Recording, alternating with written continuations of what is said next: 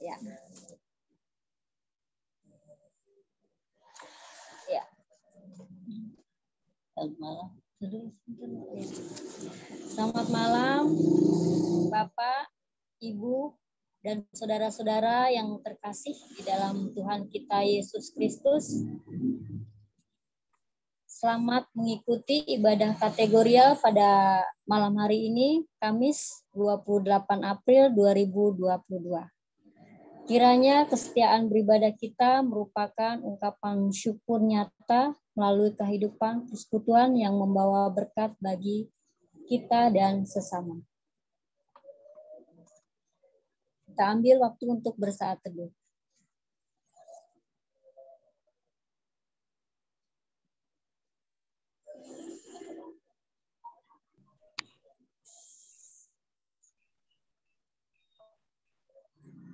Ya, Bapak Ibu, kita akan memulai dengan panggilan beribadah secara berbalasan. Seperti rusa yang merindukan sungai yang berair, demikianlah jiwaku merindukan Engkau, ya Allah. Jiwaku haus kepada Allah yang hidup. Bilakah aku boleh datang melihat Allah?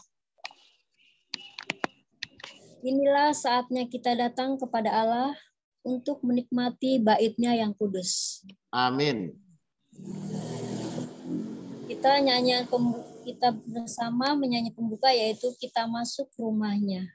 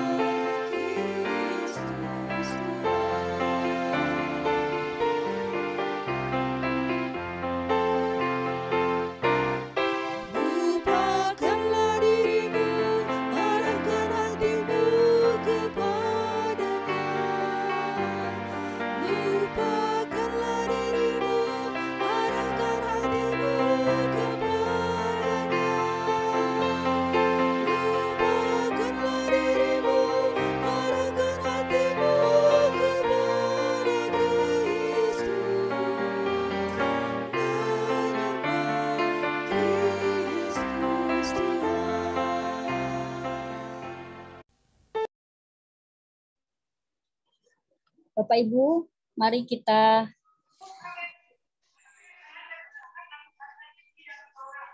berdoa syukur.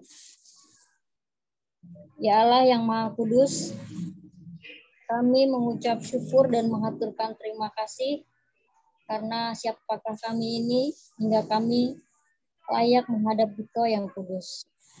Tuhan, Engkau telah membuat kami berbahagia karena dosa dan pelanggaran Kau tutupi. Kau tidak menghitungkan kesalahan dan Kau ampuni semua kejahatan kami. Sekarang kami berkumpul melalui aplikasi Zoom dari rumah kami masing-masing, Tuhan, untuk memuji dan memuliakan nama-Mu. Allah Maha Kasih, berkenanlah menjamu kami, ya Allah, melalui pemberitaan firman-Mu, serta kuatkan kami oleh Roh-Mu, supaya setia mengasihi dan taat memberitakan keselamatan yang telah Kau anugerahkan di dalam Yesus Kristus. Terpujilah Allah penembus kami, kini dan selamanya. Amin. Sebelum mendengarkan firman Tuhan, kita akan menyanyi bersama Bapa Engkau Sungguh Baik.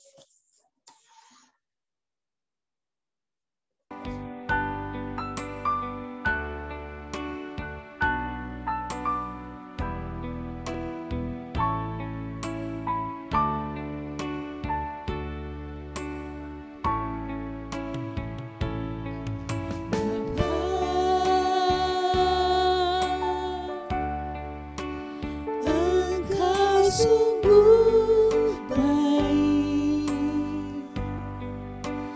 kasih-Mu melimpah di hidupku.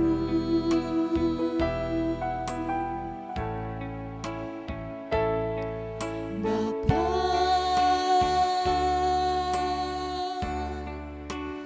ku berterima kasih, berkat-Mu hari ini yang Kau sediakan bagiku. Ku naikkan syukurku buat hari yang Kau beri, tak habis-habisnya kasih dan rahmat-Mu. Selalu baru dan tak pernah terlambat pertolongan-Mu. Besar setia-Mu di sepanjang hidupku.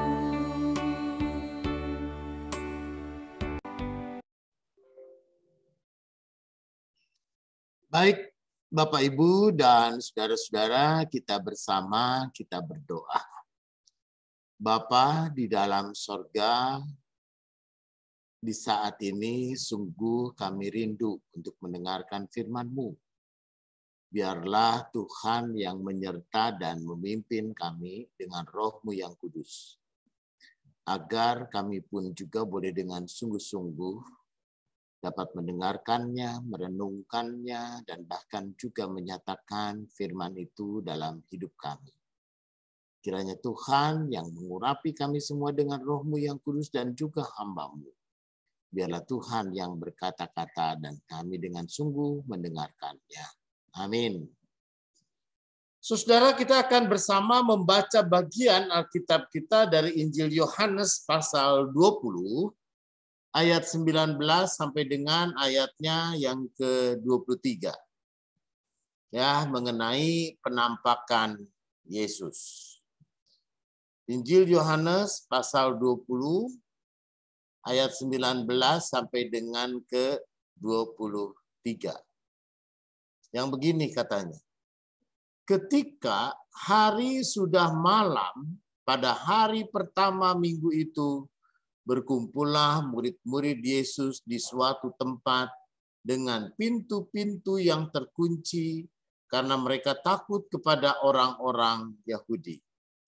Pada waktu itu datanglah Yesus dan berdiri di tengah-tengah mereka dan berkata, "Damai sejahtera bagi kamu." Dan sesudah berkata demikian, ia menunjukkan tangannya dan lambungnya kepada mereka. Murid-murid itu bersuka cita ketika mereka melihat Tuhan. Maka kata Yesus sekali lagi, "Damai sejahtera bagi kamu. Sama seperti Bapa mengutus aku, demikian juga sekarang aku mengutus kamu." Dan sesudah berkata demikian, ia mengembusi mereka dan berkata, "Terimalah Roh Kudus. Jikalau kamu mengampuni dosa orang, dosanya diampuni. Dan jikalau kamu menyatakan dosa orang, tetap ada, dosanya tetap ada." Saudara, demikian pembacaan Alkitab. Berbahagia mereka yang mendengarkan firman Tuhan dan memelihara di dalam kehidupannya. Haleluya. Bapak, Ibu, dan saudara-saudara yang kekasih di dalam Tuhan, ketika kita melihat sebuah film, ataupun juga kita mungkin bukan melihat, menonton ya, menonton sebuah film, lalu dikisahkan ataupun juga diceritakan tentang cerita tertentu tentu saja. Dan cerita itu menarik.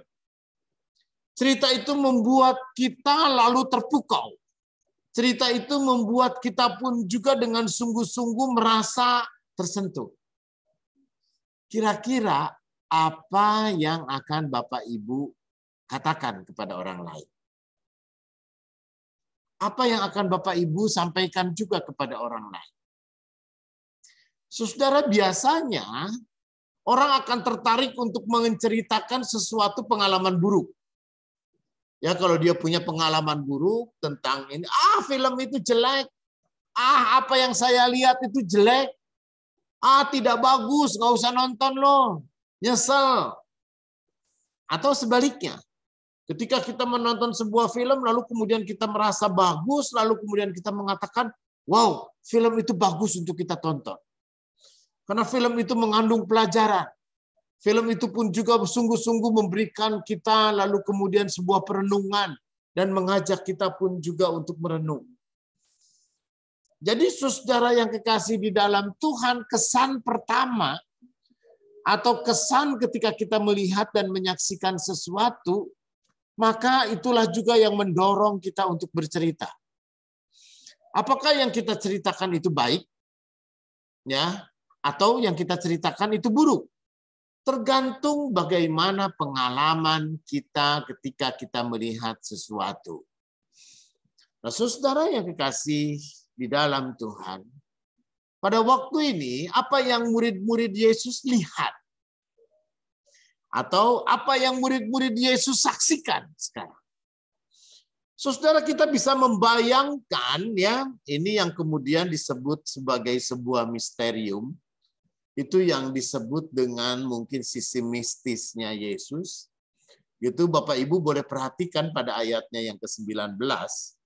Ayat ke-19 itu mengatakan bahwa ketika hari sudah malam pada hari pertama minggu itu, berkumpullah murid-murid Yesus di suatu tempat dengan pintu-pintu yang terkunci.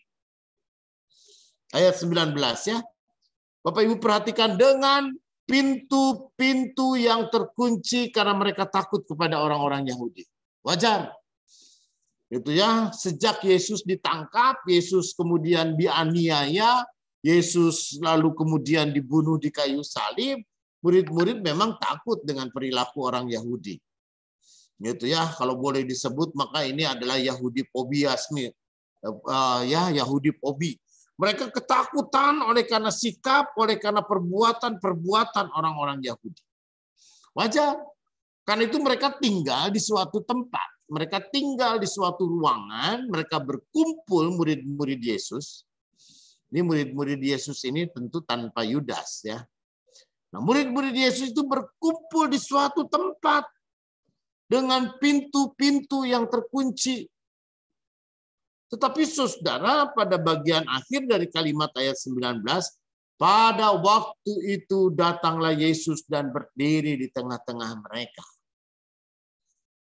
Saudara yang kekasih di dalam Tuhan, ada dua hal yang memang mengajak kita untuk berpikir. Yang pertama, dari sisi kebangkitan saja udah nggak logis. Bagaimana manusia, orang Yesus itu udah mati. Yesus itu sudah mati, lalu pada hari yang ketiga bangkit dari antara orang mati. Saudara, logika kita nggak nyampe. Ada banyak logika orang nggak nyampe. Karena itu kalau tetangga kita nggak yakin, nggak percaya dengan penyaliban Yesus. Tetangga kita pun juga tidak percaya dengan kematian Yesus. Ya itu wajar. Itu kan masa iya Tuhan mati? Masa iya Nabi mati? Ya lalu kemudian dimatinya dengan cara yang seperti itu. Gitu. Ya memang benar saudara. Dari sisi logika kita nggak akan mungkin. Maka ini adalah bagian di mana kita belajar untuk percaya bahwa Yesus itu bangkit. Yesus itu betul-betul bangkit dan benar-benar dia lalu kemudian bangkit dari antara orang mati. Kalau kebangkitan itu yang disebut mustahil, sesuatu yang tidak mungkin bisa menjadi mungkin, maka dalam ayat yang ke-19 ini, saudara, meskipun pintu-pintu terkunci, meskipun ruangan itu benar-benar terkunci, Bagi Yesus tidak ada sesuatu hal yang tidak mungkin bagi dia untuk hadir dimanapun. Meskipun pintu terkunci kalau Yesus mau hadir, meskipun pintu terkunci kalau Yesus mau datang, meskipun pintu terkunci, Yesus mau nyatakan dan menyatakan dirinya. Tidak ada yang mustahil. Orang mati aja dia bangkit dari kematian, apalagi hanya dari sekedar pintu terkunci. Karena itu saudara yang kekasih di dalam Tuhan, dalam sebuah realitas ketika Yesus hadir, maka apa yang tidak mungkin itu menjadi sesuatu hal yang mungkin. Meskipun pintu itu semua tertutup, meskipun pintu itu semua terkunci, bagi Yesus tidak ada yang tidak mungkin. Dia hadir, dia ada, dia berdiri di tengah-tengah mereka, dia datang di tengah-tengah murid-muridnya. Dan dia mengatakan, damai sejahtera bagi kamu. Ayat 20, saudara. Apakah yang benar, yang hadir itu adalah benar-benar Yesus? Apakah yang hadir itu hanya bayangannya? Orang pintunya tertutup. Tetapi ayat 20 itu dia menyatakan, dia menunjukkan tangannya dan lambungnya kepada mereka. Menunjukkan itu berarti bahwa itu adalah benar Yesus. Dia menunjukkan bekas lukanya. Jadi saudara yang kekasih di dalam Tuhan, ini menjadi bagian ya orang-orang yang selalu membutuhkan bukti, sama seperti Thomas. Thomas mengatakan, sebelum aku mencucukkan jariku ke dalam bekas lukanya, sekali-kali aku tidak akan percaya. Saudara, bagi Yesus itu bukan soal boleh atau tidak. Yesus nggak marah. Yesus paham benar. Ya, karena itu ketika manusia pun juga membutuhkan sesuatu yang nyata, lalu ayat 20 itu dia menunjukkan tangannya dan menunjukkan lambungnya, bekas lukanya kepada murid-murid. Dan murid-murid bersuka cita ketika mereka melihat Tuhan. Saudara yang kekasih di dalam Tuhan, ya, mereka bersuka cita. Mereka melihat Tuhan. Jadi saudara yang kekasih, dia kembali kepada ilustrasi awal. Bapak Ibu nonton film, lalu bisa mengatakan itu jelek filmnya. Tapi Bapak Ibu juga bisa mengatakan ada film yang kemudian Bapak Ibu katakan, wow, itu film bagus sekali. Nah, karena itu saudara, kalau kita saat ini di hadapan kita ada Yesus yang tiba-tiba itu muncul, gitu ya, di kalangan bersama-sama dengan muridnya, lalu di hadapan murid-muridnya, Yesus tiba-tiba muncul, lalu menunjukkan ini loh bekas lukanya. Saudara, mungkin bisa orang kaget, wow, benar nih, ya, sambil ragu, gitu. Tetapi murid-murid, ya, dalam ayat 20 itu dikatakan murid-murid itu bersuka cita karena mereka melihat Tuhan. Saudara, lalu ketika murid-murid ini sudah melihat jelas, yaitu mereka bersuka cita. Saudara, ayat 21 mengatakan, damai sejahtera bagi kamu. Sama seperti aku mengutus, sama seperti Bapa mengutus aku, dan aku sekarang juga mengutus kamu. Saudara, ada dua hal. Ya, jadi ketika kita melihat Yesus, apa yang kita mau ceritakan kepada banyak orang? Apakah kita akan menceritakan kesedihan atau kita akan menceritakan justru sukacitanya? Ayat 21. Murid-murid itu bersuka cita karena mereka melihat Tuhan. Apakah kita pun juga akan lalu kemudian bercerita dan menceritakan sukacita kita ketika kita melihat dan menyaksikan Yesus? Saudara, sampai di sini menjadi sebuah perenungan kita semua. Bapak, Ibu, dan saudara-saudara, bagi sebagian orang, ya bagi sebagian orang peristiwa Yesus bangkit itu menjadi sesuatu kehebohan. Bahkan tidak sedikit orang-orang Kristen baru yang kemudian dia meyakini benar, oh ya Yesus bangkit. Oh, kebangkitan Yesus itu yang menyelamatkan. Ya, karya keselamatan Yesus itu adalah penyataan bangkit. Kalau Yesusnya enggak bangkit, itu kan Yesus rasul ya sama seperti rasul yang lain juga mati. Itu, tetapi kebangkitan Yesus dan kehadirannya di tengah-tengah sesuatu hal yang dikatakan tidak mungkin, semuanya menjadi mungkin. Saudara, dengan peristiwa kebangkitan ini, mestinya kehidupannya orang-orang Kristen dan semua kita yang percaya adalah hidup yang selalu diliputi oleh apa? Sukacita. Kita harusnya hidup selalu di dalam apa? Kesenangan. Di dalam optimisme. Hidup di dalam apa? Pengharapan yang sangat kuat. Saudara, Yesus bangkit loh. Harusnya itu juga lah yang memampukan dan menguatkan kita sebagai anak-anak Tuhan. Karena itu saudara, ya kenapa Tuhan Yesus mengatakan begini. Jangan kamu khawatir akan hari esok. Serahkanlah segala khawatirmu kepada Tuhan.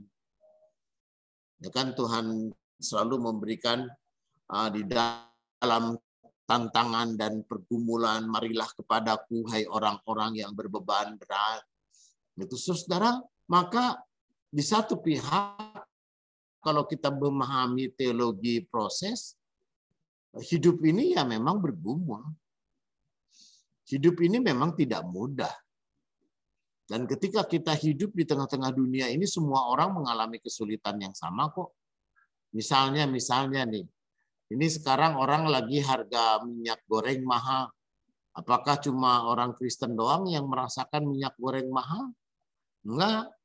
Semua orang, masyarakat Indonesia, masyarakat dunia juga lagi ngalamin nih. Gitu kan? Nah, saudara, kalaupun juga kita mengalami kesulitan, oh ya, kesulitan adalah bagian dari sisi hidup.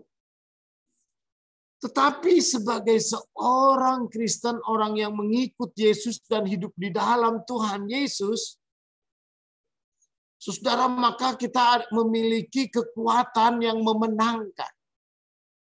Yang membuat kita menang. Yang membuat kita pun juga punya daya, punya kekuatan. Yang membuat kita pun juga hidup di dalam pengharapan dan hidup di dalam sukacita. Harusnya kita bersukacita. Apapun yang terjadi, sukacita. Karena itu saudara, pernah ada teman, tokoh agama, dia bertanya kepada saya, Pak Erik, kenapa ya kalau orang Kristen meninggal, lalu diadakan kebaktian penghiburan, lalu setelah itu ada kebaktian syukur. Gitu. Dalam pemahaman, dalam pengertian, dia mengatakan kenapa justru ada duka cita, tapi orang Kristen ada syukur. Oh ya. Saya bilang itu Kang yang membedakan. Gitu. Kenapa? Karena orang-orang Kristen itu dia memahami, saudara, mati adalah sebuah keuntungan, kata Rasul Paulus. Nah, karena itu tidak akan ada orang lain yang mengatakan mati keuntung. Ya untunglah.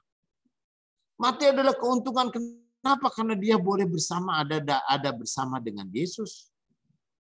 Dia percaya, dia yakin benar dengan Yesus Sang Juru Selamat yang naik ke sorga menyediakan tempat, sehingga di mana Yesus ada, maka setiap orang yang percaya juga akan berada. Karena itu orang Kristen akan memahami bahwa kematian itu menjadi bagian dari keuntungan. Lalu kemudian bagaimana dengan keluarga dan orang-orang? Ya kita bersyukur aja. Menghadapi segala sesuatu di dalam syukur. menghadapi segala sesuatu di dalam sukacita. Kenapa? Karena kita punya Tuhan yang bangkit dari antara orang mati. Karena kita punya Allah yang menang, Allah yang mampu menguasa, dan Allah yang berkuasa atas segala perkara. Karena itu kita bersyukur bahwa di tengah-tengah musibah, di tengah-tengah duka cita, di tengah-tengah kesedihan, dan bahkan di tengah-tengah berbagai macam bencana, kita selalu belajar untuk bersyukur dan bersuka cita. Kenapa? Karena di sana ada rencana Tuhan yang terindah. Di sana ada maksud Tuhan. Di sana ada bagian karya Tuhan yang mau Tuhan nyatakan. Karena itu, saudara, maka ketika murid-murid ini melihat Yesus hadir, ada sukacita. Dan ketika kita pun juga boleh merasakan Yesus hadir dalam setiap persoalan, dalam setiap beban hidup, dan juga di dalam setiap pergumulan-pergumulan hidup kita, Yesus hadir. Mestinya kita adalah orang-orang yang selalu bersukacita. Karena kita punya Tuhan. Tuhan yang selalu ada, Tuhan yang selalu hadir, Tuhan yang selalu menyerta. Karena itu kan namanya juga Immanuel, Allah beserta kita. Karena itu Bapak Ibu dan saudara-saudara yang kasih, penampakan Yesus mesti membuat kita hidup di dalam pengharapan. Penampakan Yesus harusnya membuat kita pun juga hidup dalam optimisme. Penampakan Yesus itu harus membuat kita selalu bersuka cita dalam segala perkara. Karena kita punya Tuhan. Tuhan yang menang, Tuhan yang bangkit dari antara orang mati, dan Tuhan yang menganugerahkan keselamatan dan sukacita bagi setiap orang. Amin.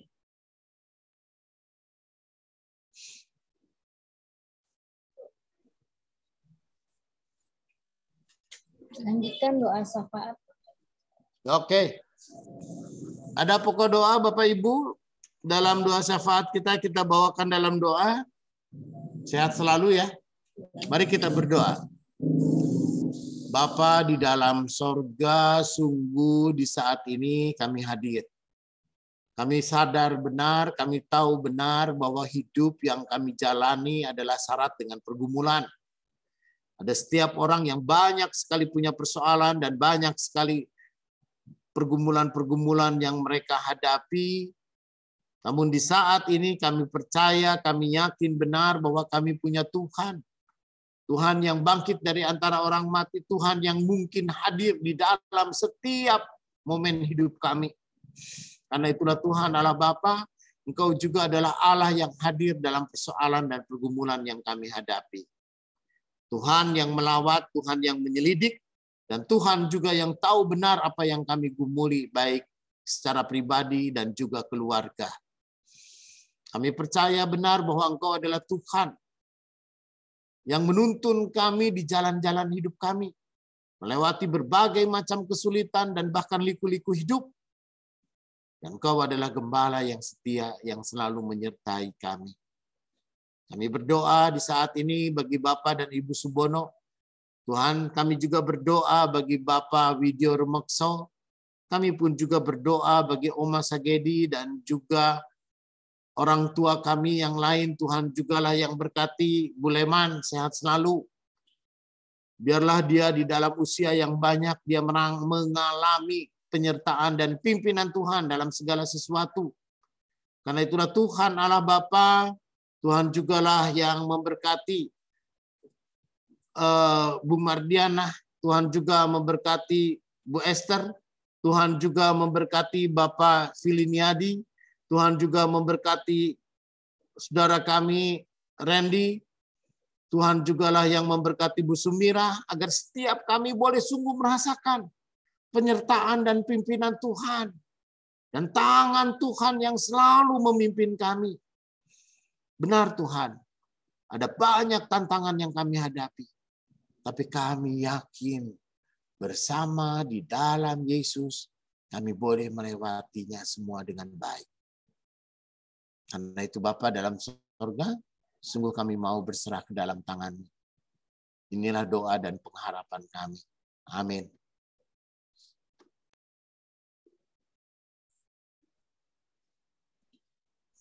Bapak Ibu yang terkasih, tibalah saatnya kita akan memberikan ungkapan syukur kita dalam bentuk persembahan. Hidupmu itu sama seperti uap yang sebentar saja kelihatan lalu lenyap. Demikian kata Yakobus dalam suratnya. Oleh karena itu, marilah kita melakukan yang terbaik dalam hidup kita dan kita persembahkan bagi kemuliaan Allah.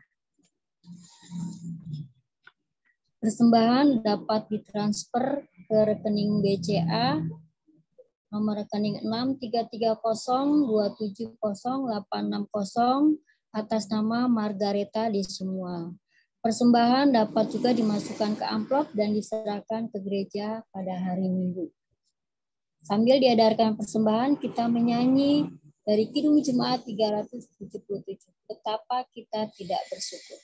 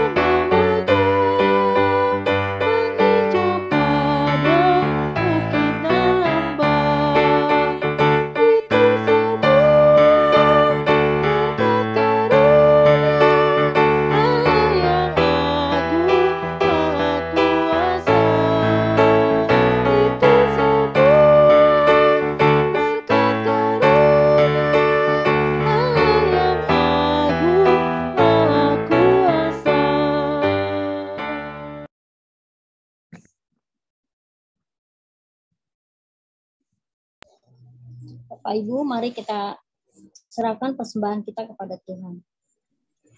Ya Allah, sumber rahmat abadi, datang ke hadapan-Mu seraya mendoakan persembahan ini. Terimalah persembahan syukur yang berasal dari berkat-Mu semata-mata, bukan untuk membalas segala kebaikan-Mu, ya Allah. Berkatilah segala usaha yang dikerjakan untuk kehidupan keluarga kami. Dan juga berkatilah persembahan kami ini ya Tuhan, agar berguna untuk penata layanan di gereja kami. Terima kasih Tuhan, kami serahkan seluruh persembahan ini ke dalam tangan-Mu. Hanya di dalam nama Tuhan Yesus Kristus kami berdoa dan mengucap syukur. Amin. Sebagai lagu penutup, kita akan menyanyi dari Kidung Jemaat 165, Janji yang Manis.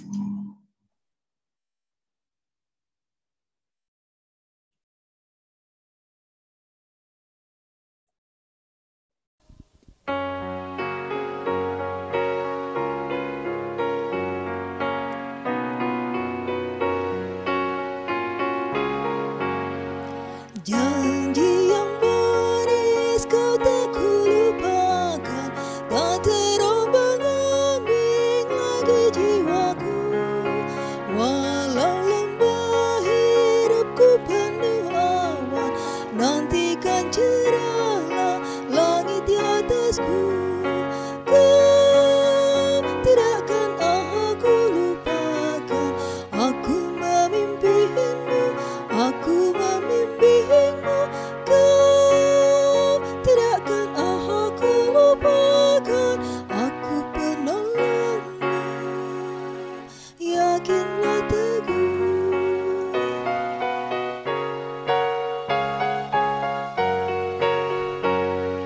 Yakinkan janji kau tak kulupakan, dengan sukacita aku jalan terus.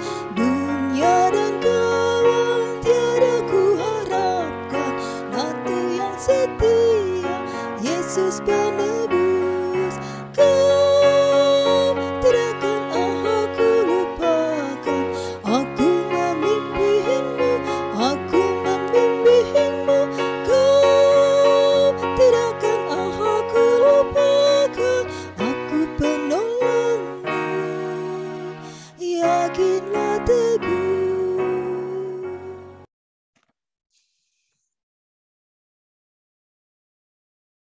Baik, saudara-saudara, saat kita menerima berkat Tuhan, kiranya kasih karunia Tuhan Yesus Kristus dan kasih Allah dan persekutuan Roh Kudus menyertai saudara dari sekarang ini sampai selama-lamanya. Amin.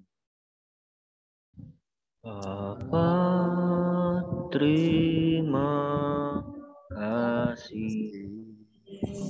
Bapa, terima kasih. Bapa di dalam surga, ku berterima kasih.